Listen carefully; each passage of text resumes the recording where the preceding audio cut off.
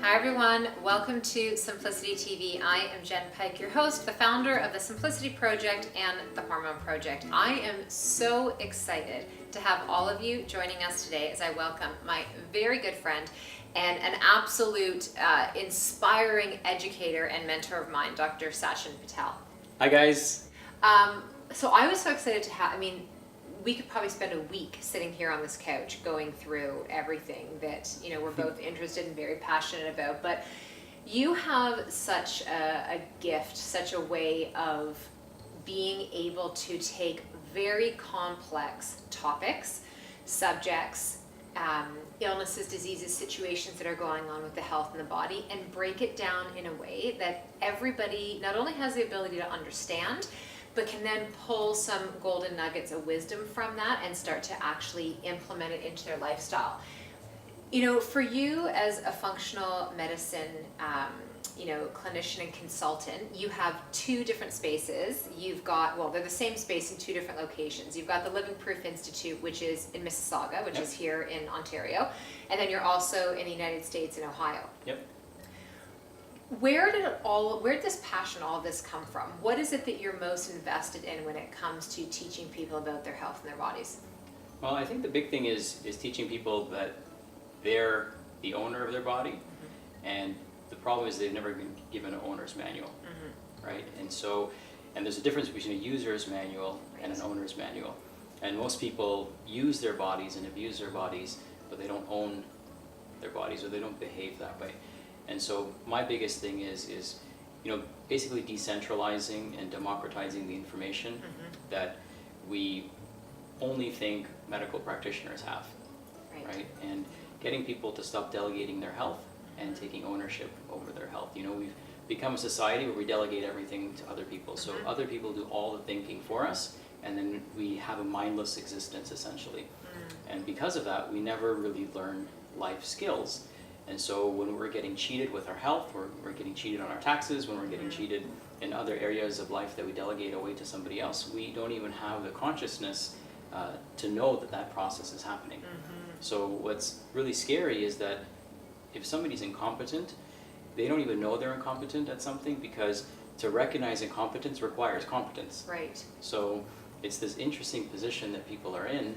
And my passion comes from just empowering people, and realizing too that health is more than just what we can measure. Right. And so we have to kind of remember this quote, which is, if we can't measure everything, then we're not measuring anything, because there's so much unknown. And so what I've tried to do is just bring simple truths into people's lives. And the thing is, there's really nothing that complex. Lies are complex, right, but the truth is very simple. So people get it, they just resonate with it. And it's pretty much in most cases the exact opposite of what we're being told. Right. So it really grabs people's attentions, because we're not talking about just shifting your direction a few degrees. We're talking about a complete 180 in many cases. And that's where a lot of the results come, is from doing the exact opposite of what you're being conditioned to do, and becoming a conscious person that's taking care of their health. And when you're talking about what we're being conditioned to do, it's coming from many ways. It's coming from the way we're being taught in school. It's coming from how we're being educated through commercials and snippets, and what we want to be told by pharmaceutical companies and agriculture and our doctors, whatever that may be. And we're coming from a time where the era of my parents growing up, my grandparents, same with yours, the doctor was everything. The doctor was who you went to when anything felt out of balance in your body, and there was a great trust in a relationship, and it was reciprocated, right? Your doctor was like an extension of your family. Right. And in today's society, that feels so vastly different from what most people experience. We are delivering to mainly a female community. You're talking about how we kind of assume these roles where we start to delegate and do everything for everyone else. And for majority of our audience, they're the person that everything's been delegated to. Right. Right? And so they've taken on a lot of additional roles. And now when they start to feel unwell, things are out of balance in their body, they're not sleeping, they're losing hair, menstrual cycles out of whack, whatever it may be.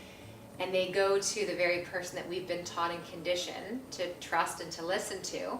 But as you say, we're not being empowered, we're not being educated in the right way. where does what you do in your practice in your clinic and the physicians that actually take on clients in your practice, where do you guys bridge this gap of what we grew up knowing and being used to where we're currently at in this healthcare model? Wow, loaded question. Great question, though. I think that what we do is we do the exact opposite of what the patient is used to. So instead of having a rinky-dink form that you can barely read because it's been photocopied so many times, we have a 46-page intake form. And he's not kidding, because I've seen it live and in person, and my husband has filled it out. Yeah, and I encourage anyone watching this, I mean, maybe we can share the link, but just fill out that form even if you don't plan on seeing anyone in our practice, and take it to your next doctor's appointment, because they don't have all this information on you, right? They just have your demographic information, and the most important information on your intake form is actually the health card information, so they can bill you, Yes.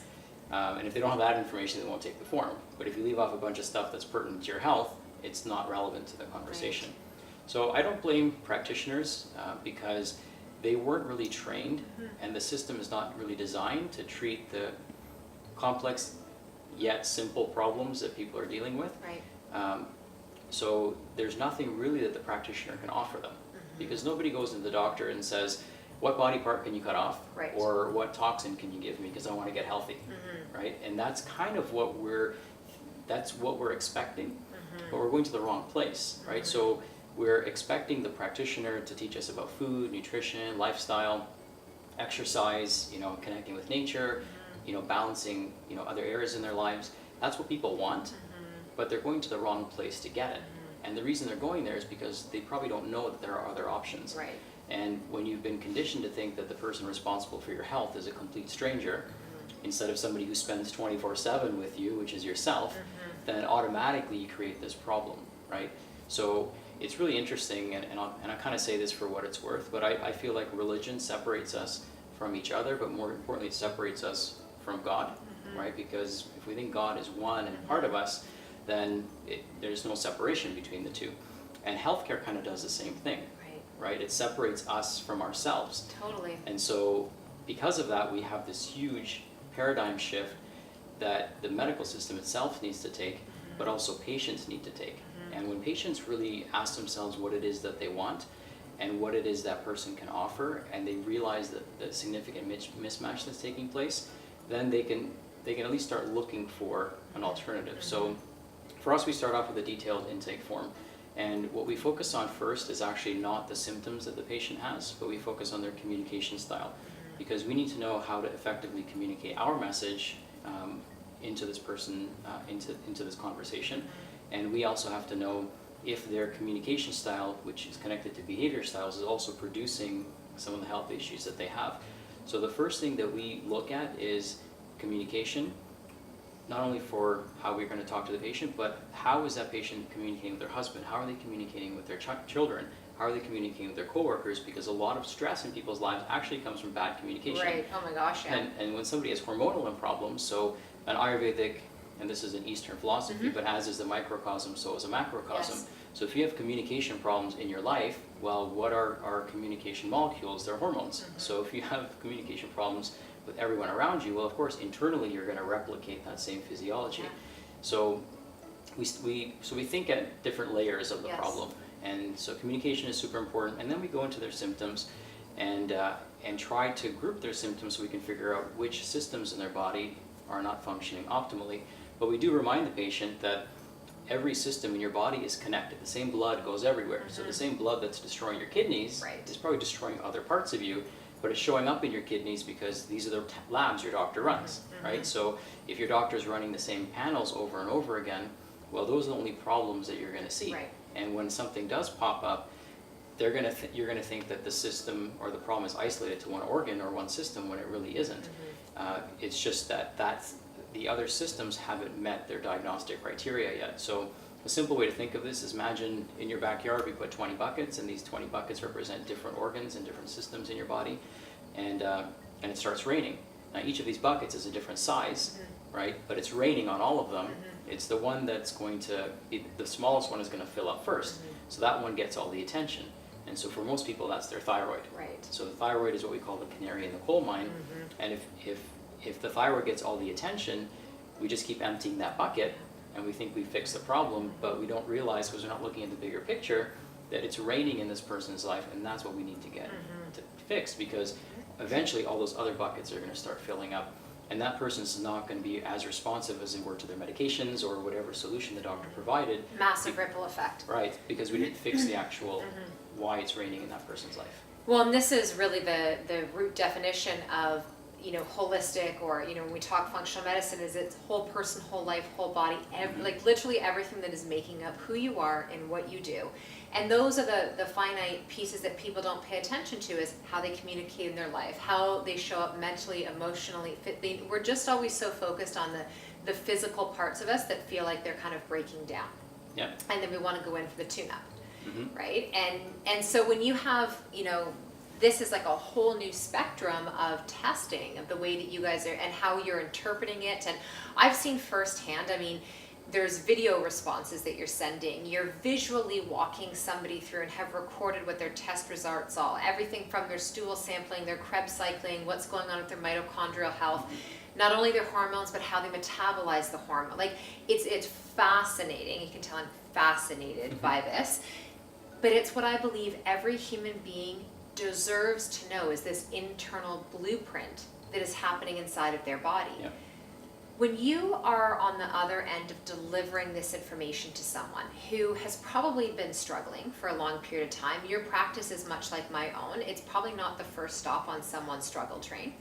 No. Right? It's oftentimes the last stop, because they, the one pill solution, the one meal plan solution, they've realized has not worked. So when you get somebody who on the other end is like, how have I never been told this before in my 40, 50 years of life? How have I been moving through this body without realizing this is going on? How do you start to help them create some simplicity in amongst a period of time that can probably feel quite overwhelming to them? Exciting, because they're finally getting the real answers, but also overwhelming, and then realizing probably some of the lifestyle changes they're going to have to create. Yeah, so it's a really good point, and just to touch on the testing a little bit, the testing is a tool, right? And it does give us some key insights into particular systems in the body, but the lab results are just that, they're a result. And so we have to create this major separation between the body breaking down and the body producing a result. And so the result is an outcome of lifestyle choices, dietary choices, emotional circumstances, financial circumstances. And so if we don't change what's creating that outcome, then the outcome will continue to replicate itself, because it's a result. 1 + 1 will always equal 2. Right. Unless you ask a kid, and it equals window, right? Yeah. So there's always that. We're always gonna create the same outcome. And so changing the outcome with a drug or even an herb or a supplement to make a number look better on a piece of paper is not going to create the long-term result, because the assumption is that the body's doing something wrong. Right. And the body's never doing anything wrong, can't afford to. So changing the number on a piece of paper artificially through a pill is actually doing your body a huge disservice, because you're subconsciously sending yourself the message that your body's not working the way it's supposed to. Right. And this is where the problem lies for a lot of people, because even though they're seeing a holistic practitioner because the healthcare system is broken, even that person seeing the holistic practitioner is putting their faith in the practitioner, Right, as opposed not to in their own body. And so they have to still go to the right practitioner with a broken mindset.